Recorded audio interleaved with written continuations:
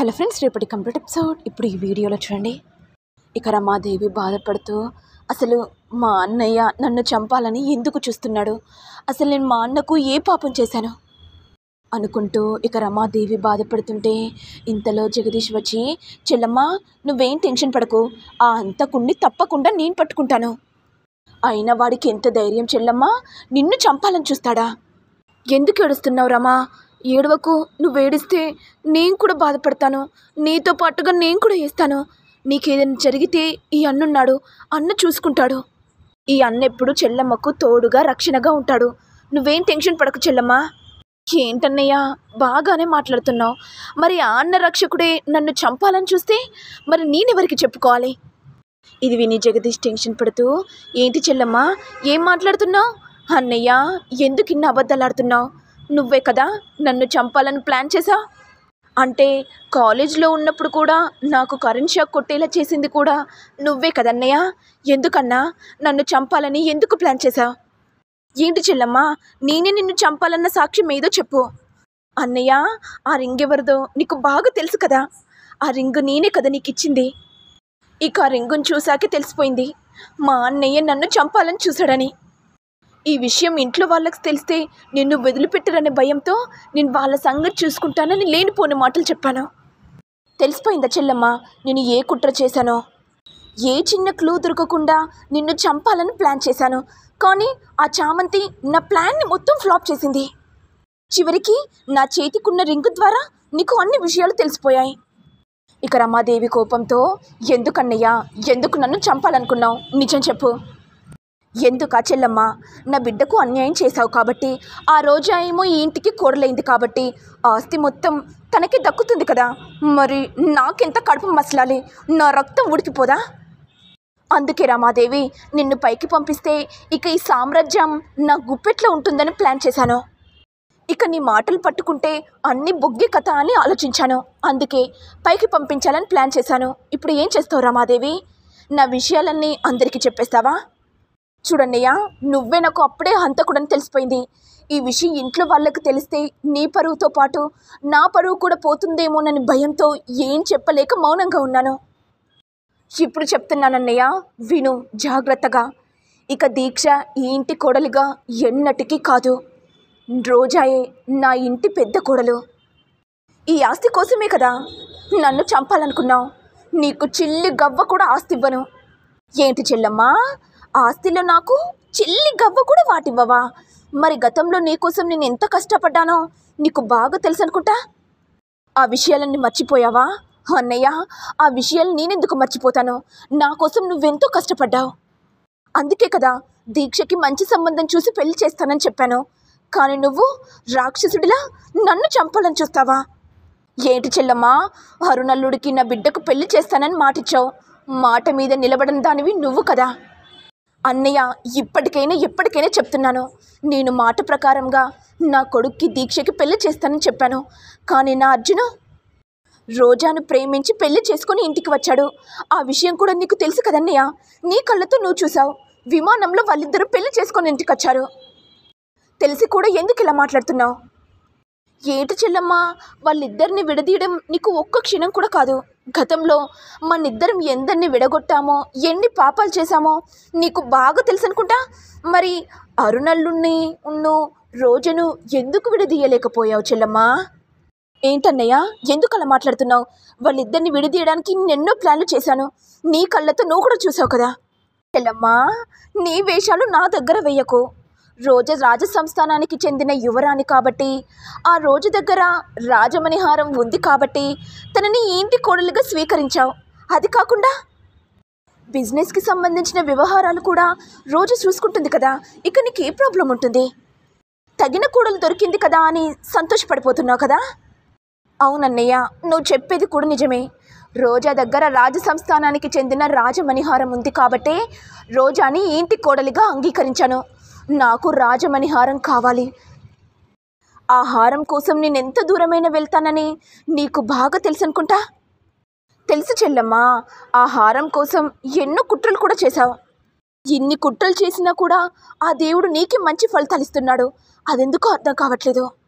అన్నయ్య నువ్వే హంతకుడన్న విషయం ఇంట్లో వాళ్ళకి తెలిస్తే ఏం జరుగుతుందో ఒక్కసారి ఆలోచించు. నువ్వు నా అన్నవు కాబట్టి బ్రతికిపోయావు. అదే వేరే వాళ్ళు ఉంటేనన్నా నా కాలుతో తొక్కి పడేసేదాన్ని అని చెప్పి రమాదేవి వెళ్ళిపోగానే ఇక జగదీష్ కోపంతో, రమాదేవి నిన్నెలా వదులుతానే? నీ దగ్గర ఆస్తులు అంతస్తులు ఉన్నాయని విర్రవీగిపోతున్నావు కదా. ఈ ఆస్తులతోనే మీ ఇద్దరి కొడుకులకు గొడవ పెట్టించేలా చేస్తాను. నువ్వు ప్రశాంతంగా ఎలా పడుకుంటావో నేను కూడా చూస్తా చెల్లమ్మా అనుకుంటూ జగదీష్ వెంటనే ఇక రోజా దగ్గరికి వచ్చి, రోజా నీకు ఒక విషయం చెప్పాలా? ఏంటి? ఏ విషయం గురించి? అల్లుడు గారికేమో బిజినెస్కి సంబంధించిన వ్యవహారాలన్నీ తెలుసు. ఇక ప్రేమ్కి అయితే ఏ బిజినెస్ గురించి కూడా తెలియదు.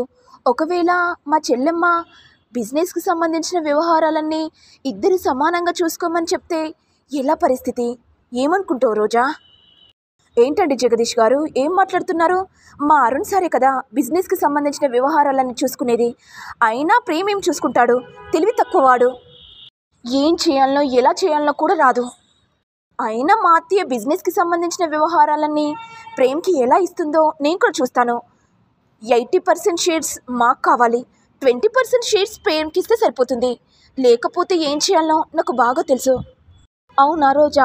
సరే అయితే ఈ విషయం వెంటనే అరుణ్ అల్లుడికి చెప్పేసే, లేకపోతే కంపెనీ బాధ్యతలన్నీ ప్రేమ్కి ఇచ్చేస్తాడేమో అని జగదీష్ చెప్పడంతో ఇక రోజా వెంటనే కోపంతో అరుణ్ దగ్గరికి వెళ్ళి, అరుణ్ సార్ వెంటనే మీరు బిజినెస్కి సంబంధించిన వ్యవహారాలన్నీ మీరు మాత్రమే చూసుకోవాలి.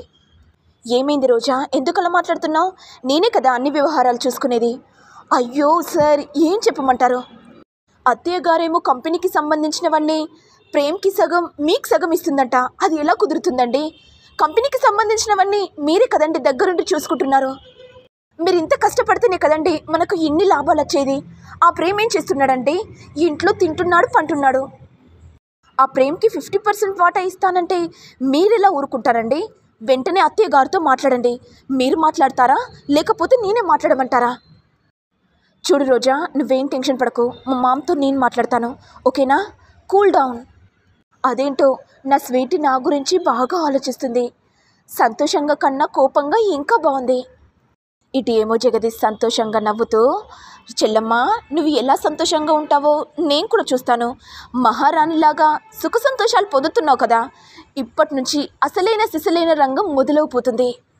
ఇప్పుడు నేను నిషాకి ఫోన్ చేసి అన్ని విషయాలు చెప్పాలి అనుకుంటూ ఇక జగదీష్ వెంటనే నిషాకి ఫోన్ చేసి, హలో నిషా, నీకో విషయం చెప్పాలి.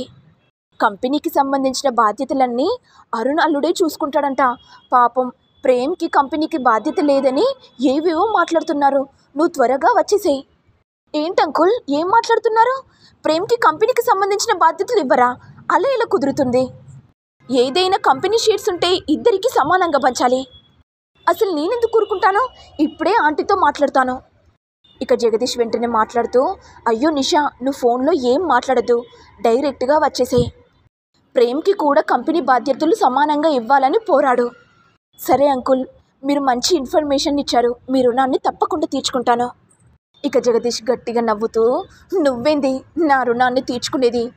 మీ కుటుంబాన్నే నాశనం చేయడానికే ఇలా చిచ్చులు పెడుతున్నాను. రమాదేవి అసలైన టార్చర్ ఏంటో ఇప్పుడు మొదలవబోతుంది. ఇక నిషా వెంటనే తన తండ్రికి ఫోన్ చేసి జరిగిన విషయం చెప్పగానే, అమ్మ నిషా, నువ్వేం టెన్షన్ పడకు, బావగారితో నేను మాట్లాడతాను పద అనుకుంటూ ఇక వర్ష వాళ్ళింటికి వచ్చి, బావగారు మీకు ఒక విషయం చెప్పాలి. మనం ఉన్నప్పుడే వీళ్ళిద్దరికీ బాధ్యతలు అప్పగిస్తేనే బాధ్యత ఏంటో తెలుస్తుంది కదా.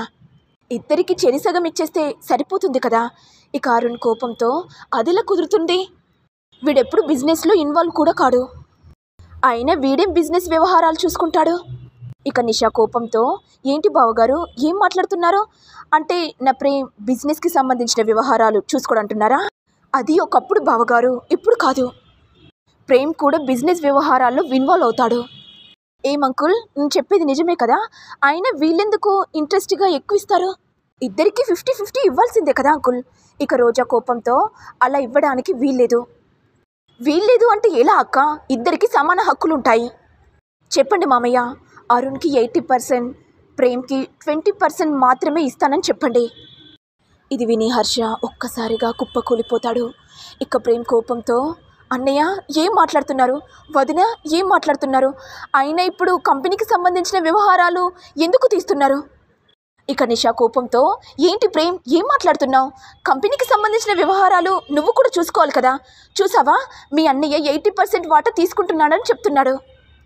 మరి నీకు కూడా వాటా సమానంగా రావాలి కదా. 20% ఇస్తానంటే నేనెలా ఊరుకుంటాను? ఇక రమాదేవి కోపంతో, మీ ఇద్దరూ ఆపండి, ఏ గొడవ పడ్డానికి వీల్లేదు. కంపెనీ బాధ్యతలు ఎవరు చూసుకోవాల్సిన అవసరం వీల్లేదు. ఎవరు చూసుకోవాలనో ఎవరు ఏం చేయాలనో నేను తర్వాత చెప్తాను. ఇక రోజా కోపంతో, లేదత్తయ్య, ఇప్పుడే ఈ క్షణమే ఎవరిని ఏ హోదాలో పెడతారో మాకు తెలియాలి. ఇప్పుడే చెప్తున్నాను అత్తయ్య, అరుణ్ సార్ తప్పకుండా సీఈఓగా చేయాలి. ఎందుకంటే అరుణ్ సారే కదా కంపెనీ బాధ్యతలు చూసుకునేది. ఇక నిషా కోపంతో, ఏంటక్క ఏం మాట్లాడుతున్నావు? అంటే బావగారు సీఈఓ అయితే మరి నా భర్త పరిస్థితి ఏంటి? అంటే కంపెనీకి సెక్యూరిటీగా ఉంచాలని అనుకుంటున్నారా? అది కుదరడానికి వీల్లేదు. ప్రేమ్ కూడా సీఈఓగా ఉండాలి. ఏదో ఒకటి మాట్లాడు ప్రేమ్, ఎందుకంత మౌనంగా ఉన్నావు? బావగారు చూడు ఎలా మాట్లాడుతున్నారో. నేనే సీఈఓగా ఉంటానని చెప్పు ప్రేమ్. ఇక ప్రేమ్ కోపంతో, నేను కంపెనీ బాధ్యతలు ఏవి చూసుకోను, దయచేసి నన్ను అందరూ వదిలిపెట్టండి అని చెప్పి ప్రేమ్ వెళ్ళిపోగానే ఇక నిషా ఒక్కసారిగా షాక్ అవుతుంది. మరి నెక్స్ట్ ఎపిసోడ్లో ఏం జరుగుతుందో చూడాలి. మరి మీకు వీడియో కనుక నచ్చినట్లయితే లైక్ చేయండి, షేర్ చేయండి, సబ్స్క్రైబ్ చేయండి. Thank you all.